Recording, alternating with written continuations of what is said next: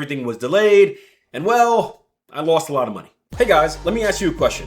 What if I told you that almost everything the internet tells you about how to become a successful trader is actually slowing you down? The flashy setups, the walls of monitors, the expensive office, the luxury lifestyle, it all looks impressive, but after nearly 2 decades in the industry and having the opportunity to meet some of the greatest minds in the world, I can tell you something that might surprise you.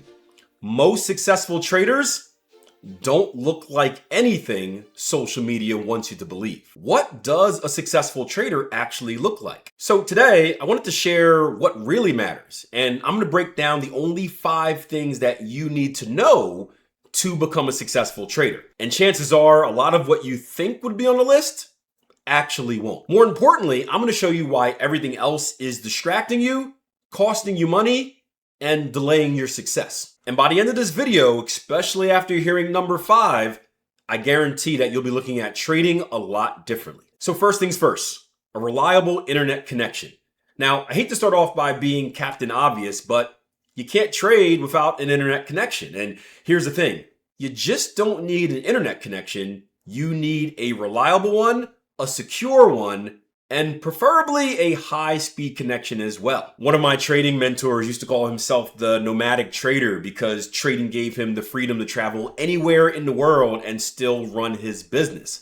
But no matter where he went, he always made sure he had a home base with a stable and fast internet connection. Now, I know there are traders out there who try to save a few bucks by sitting in a local Starbucks all day, using the free Wi-Fi instead of paying for quality internet at home. The problem is, well, there's 2 big issues with that. Firstly, public internet probably isn't the safest place to be logging into your trading account and exposing potentially secure information. Secondly, while it might be fast, it's not always reliable. I remember setting up a little office in a Starbucks one time while I was traveling. Life was good for about an hour. You see, around 8 o'clock, that place got filled up. Everyone jumped on the Wi-Fi, the connection slowed down, and right before a very important 8:30 news event came out, my quotes started lagging. I couldn't manage to trade the way I wanted to because everything was delayed, and well, I lost a lot of money. Yeah, talk about ruining a great day. 2, your computer setup. Now, while I do think it's worth spending up on a fast and reliable internet connection, I would say the exact opposite when it comes to your trading setup. And I know that surprises a lot of people. Because as traders, we often get seduced by those big, massive trading stations and walls of monitors showing charts everywhere. But the truth is, while they look good on a social media post, they're not actually necessary for realistic trading, and in many cases, they can hurt your performance more than they help it. You see, I currently trade from what many of you consider a non-impressive 4-monitor setup, which is my sweet spot. And honestly, if I weren't coaching, I'd probably go back down to 3. But there was a time where I got caught up in the trading lifestyle, and I did have a 6-monitor setup. After all, you know what they say, how many monitors does a trader need? 1 more. And although it was impressive when I brought people to the house and showed them the office and they saw that big wall of monitors, it actually hurt my trading because, well, during my trading day, it actually tempted me to trade too much.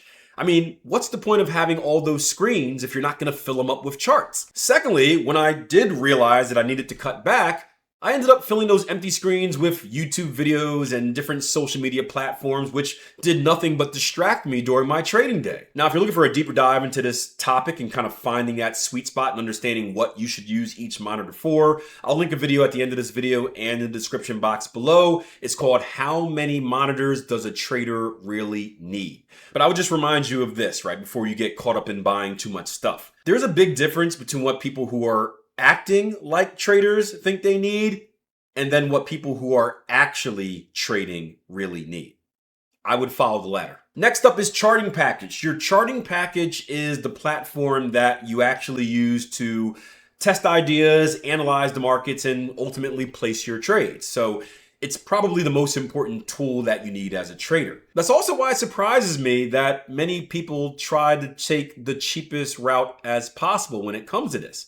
Now, I'm not saying you need to spend $32,000 a year on Bloomberg Terminal or $500 a month on eSignal. Yes, these are real platforms, and yes, they are the real cost. That is crazy, right? But I also don't think you should use a poor quality free platform just because you don't want to spend $30 on a TradingView membership. When choosing a charting platform, I have two simple rules.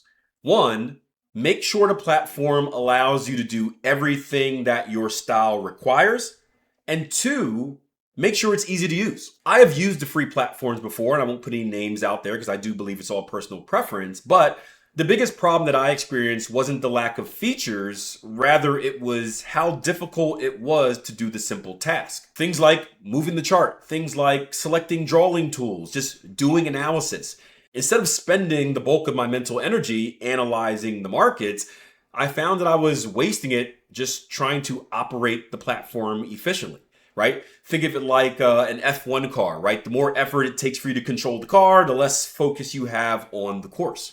Personally, I think TradingView is a great platform. It gives you the best value for its buck. And no, I'm not sponsored by TradingView or anything like that. I just use it on a daily basis. But even in that situation, they have different subscription options. And I think they range from like $15 a month to like $60 a month.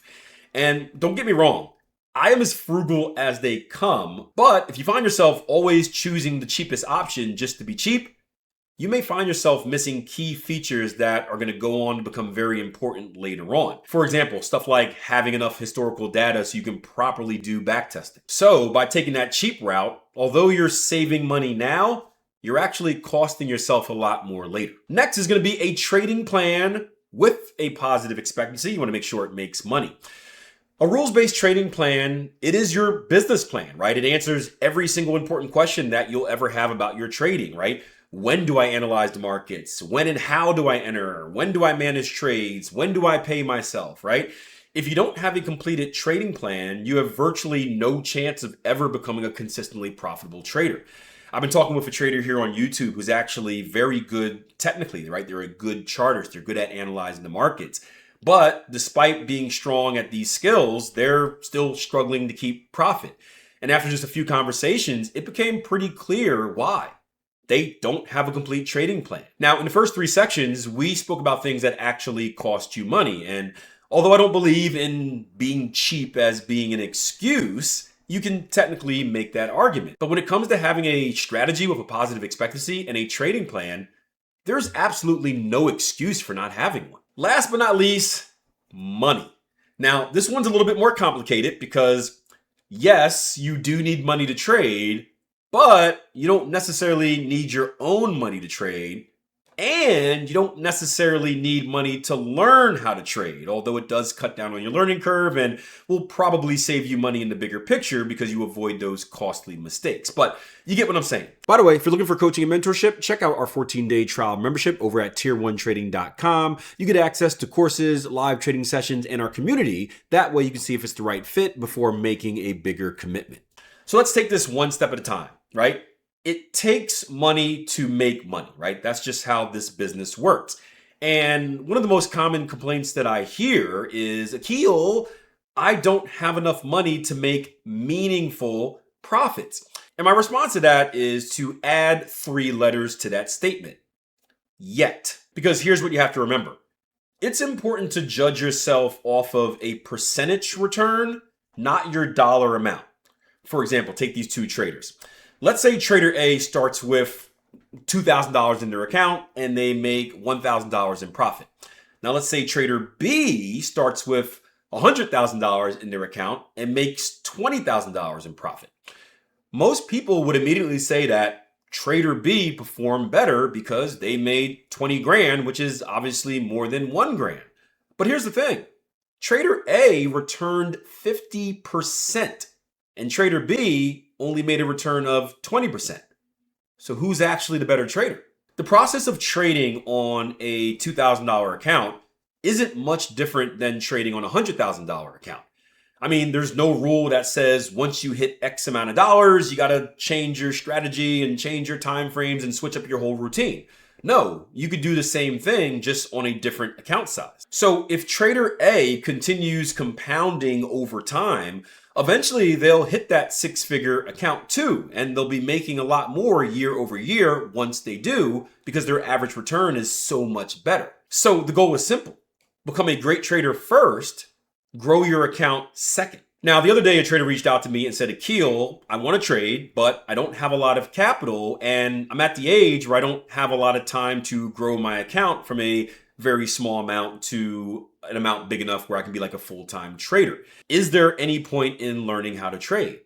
And one of the options that I gave him was by trading for a prop firm. And what that means is that you're trading for a company, you're using their capital in the market instead of your own. And in return, you get to keep a percentage of the profits that you make. So you see, technically you can make money in trading without necessarily having a lot of money on your own personally to trade. Now on to education. One of the coolest things about trading is that this is one of the few businesses out there where you can practice and develop your skill without risking any money. I mean, think about it. You're learning right now. And what did watching this video cost you? Nothing, except a little bit of your time and maybe a click of that like and subscribe button. And yes, time is an investment and trading does take time to learn and a lot more time than what these magic strategy 1 week fixers out there are selling you. But during that learning process, you can also prepare yourself financially. Maybe that means picking up extra work. Maybe that means tightening your budget. Either way, every dollar that you save today can become a part of your future trading account later, and it will eventually turn into an employee that will help produce profit for you. With that being said, many of us do fall victim to the other side of things. And I actually spoke about this in a recent podcast, but here's a quick version. There was a period in my life where trading and money completely changed who I was, right? My normal personality is simple, I am low key, I avoid attention, and I'm very frugal. But after some early success, right, things started to change. I started buying out the bars, I started repeatedly flying to Vegas, I even rented out an office downtown, all because I thought I had to look like and live the lifestyle of a trader. Pretty much, I was wasting a lot of money on dumb things. Money that could have been used to accelerate the growth of my trading account. I mean, let's take the office alone. That was costing me over $1,000 every single month between rent and parking and gas and meals. Over a year, that would have been $1,200 plus that could have went directly into my trading account. Now, if you're curious about discovering where your money is disappearing to, I highly recommend doing something called the Latte Factor. It's from a book called The Automatic Millionaire, which I would show you, but I lent it out to a friend and never got it back. But in short, it's pretty much tracking your daily finances and seeing what can be eliminated or what can be replaced with cheaper alternatives. And I remember I did this for myself and I discovered that I was spending about $200 every month on Midnight Milky Ways, Gatorades, and those little Baby Bell cheeses. Yeah, I'm not exactly proud of that. And if you want to know what a realistic timeline of going from kind of newbie trader to profitable trader, check out the video on your screen next. As always, thanks for watching, and until next time, plan your trade, trade your plan. Take care.